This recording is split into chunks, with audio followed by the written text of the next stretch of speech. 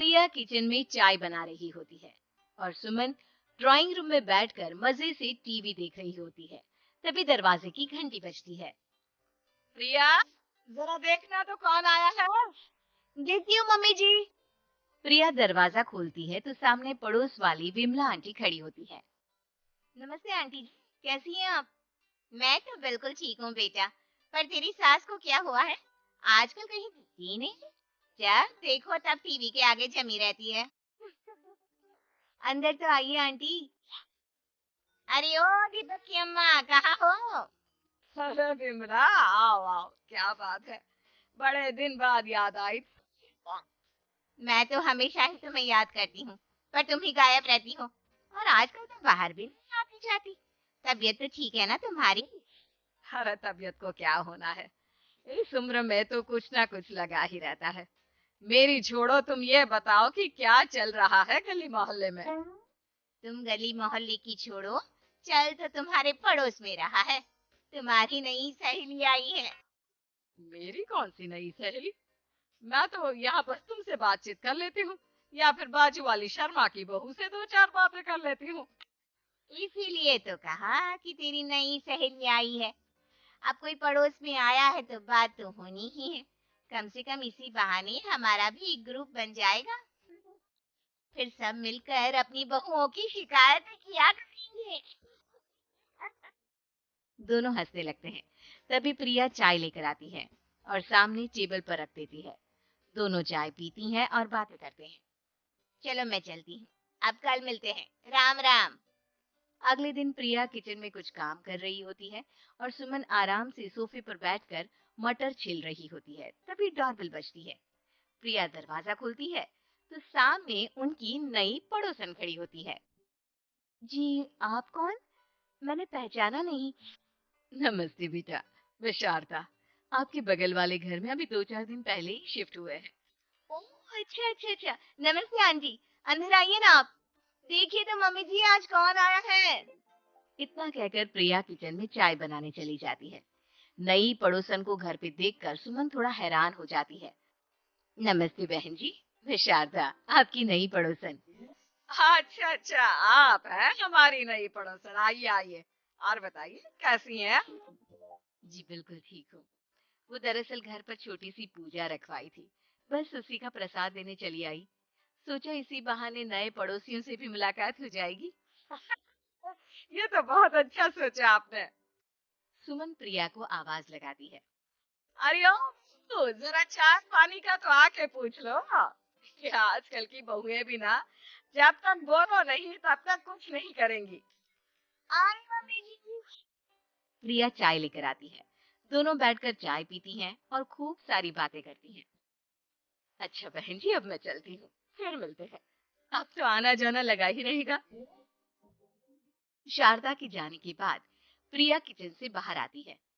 क्या बात है मम्मी जी, आप दोनों को देखकर तो लगा ही नहीं कि पहली बार मिल रही हो। आप दोनों तो बिल्कुल बिछड़ी हुई सहेलियों की तरह बातें कर रही थी। अरे जब दो औरतें मिल जाती है ना, तो बातें अपने आप ही निकल आती है। अब तू अपने काम पर ध्यान दे, बातों पे नहीं। ऐसे ही कुछ दिन बीत जाते हैं। सुमन और शारदा अच्छी सहेलियां बन गई होती हैं। दोनों एक साथ मंदिर जाती, मार्केट जाती और कभी कभी तो विमला भी इनके साथ मिलकर खूब हंसी ठिठोली करती। एक शाम तीनों बैठकर सुमन के घर पर चाय पी रही होती हैं कि तभी बहुत तेज बारिश शुरू हो जाती है। सुमन जोर से प्रिया को आवाज लगाती है। प्रिया, आओ ना, देख बारिश हो रही है, जाके छत से सारे कपड़े ले आ, भीग जाएंगे। सुमन 2 बार आवाज लगाती है लेकिन प्रिया का कोई जवाब नहीं आता। शायद प्रिया कुछ काम कर रही है, इसलिए कुछ जवाब नहीं दे रही। अरे काहे का काम, आराम फरमा रही होगी महारानी। तभी प्रिया बीमार हालत में अपने कमरे से बाहर निकलती है। हाँ मम्मी जी, क्या हुआ?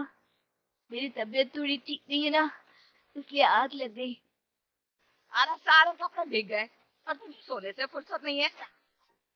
सबके सामने सुमन के मुंह से ऐसी बातें सुनकर प्रिया उदास हो जाती है और छत से कपड़े उतारने चली जाती है। सुमन, ये क्या बात हुई? प्रिया ने बताया ना कि उसकी तबीयत ठीक नहीं, उसकी आंख लग गई। तुम भी ना खामखा उसे सबके सामने सुना दिया। अरे आप नहीं जानती शारदा जी, कुछ बहुएं ना बहुत आलसी होती है, घर का एक काम नहीं करना चाहती। ऐसा नहीं है सुमन, तुम्हारी बहू तो बहुत प्यारी है, तुम्हारी सारी बात भी तो मानती है। हाँ सुमन, तुम प्रिया के बारे में ऐसे क्यों सोचती हो? मेरी भी दो दो बहुएं हैं, लेकिन मैं उन्हें अपनी बेटियों की तरह रखती हूँ। आखिर वो भी तो किसी की बेटियां ही है ना। और अगर तुम ऐसा ही व्यवहार करोगी तो एक दिन प्रिया भी तुम्हारे साथ ऐसा ही बर्ताव करेगी। शारदा और विमला की बातें सुनकर सुमन की तो बोलती बंद हो जाती है। वहीं प्रिया भी बाहर से सारी बातें सुन रही होती है। अरे मैं कोई उसकी दुश्मन थोड़ी ना हूँ, मैं भी उसकी माँ हूँ, लेकिन कभी कभी सास बनना पड़ता है, नहीं तो बहुएं हाथ से निकल जाती है। देखो सुमन, ये सब सोच का फर्क है। अगर तुम ये सोचोगी तो कभी प्रिया को अपनी बेटी नहीं बना पाओगी। इतना कहकर शारदा और विमला वहां से चली जाती है और सुमन अकेले बैठकर उनकी बातें सोचने लगती है। अगले दिन प्रिया और दीपक अपने कमरे में बैठकर बात कर रहे होते हैं और सुमन उनके कमरे के बाहर कुछ काम कर रही होती है और उन दोनों की बातें सुन लेती है। दीपक, तुम्हें पता है, हमारे पड़ोस में जो शारदा आंटी है ना, बहुत अच्छी है। अच्छा, ऐसा क्या हो गया जो तुम्हें वो इतनी अच्छी लगने लग गई? कुछ खास नहीं, बस कल जब मम्मी जी मुझे सबके सामने सुना रही थी तो शारदा आंटी ने मेरा साथ दिया। मैं तो सच में हैरान ही रह गई थी जब उन्होंने मम्मी जी को मुझसे ऐसा बर्ताव करने के लिए मना किया। अच्छा, फिर क्या हुआ? होना क्या था, शारदा आंटी तो मम्मी जी को समझा ही रही थी कि बहू को भी बेटी की तरह ही रखना चाहिए, लेकिन मम्मी जी तो मम्मी जी है ना, उन्हें तो मुझ में हमेशा कमी ही दिखती है। काश मुझे भी शारदा आंटी जैसी सास मिली होती जो मुझे भी अपनी बेटी जैसी समझती। सुमन ये सब सुनकर बहुत उदास हो जाती है और वहां से चली जाती है। प्रिया की बातें सुमन के कानों में बार बार गूंज रही थी। उसे बहुत शर्मिंदगी महसूस हो रही थी कि उसने प्रिया के साथ बहुत गलत किया है। अगले दिन सुमन शारदा और विमला को बुलाती है। क्या बात है सुमन, आज तूने ऐसे अचानक क्यों बुलाया? सब ठीक तो है ना? हाँ हाँ सब ठीक है, तुम दोनों बैठो तो सही। तब तक दीपक और उसके पापा भी आ जाते हैं। प्रिया, तुम भी आ जाओ। क्या हुआ मम्मी जी, आपने बुलाया? हाँ प्रिया बेटा, मैं आज सबके सामने तुमसे माफी मांगना चाहती हूँ। मैंने आज तक तुम्हारे साथ बहुत बुरा व्यवहार किया, लेकिन तुमने कभी भी मेरे साथ बुरा बर्ताव नहीं किया। मुझे अपनी गलती का एहसास हो गया है, हो सके तो मुझे माफ कर देना।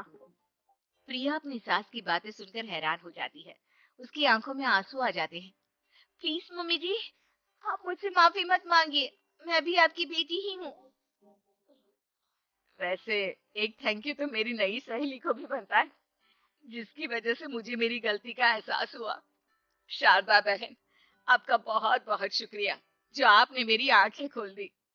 अरे क्या सुमन, तुम भी ना। तो फिर इसी बात पर चाय और पकौड़े हो जाए। हाँ हाँ क्यों नहीं।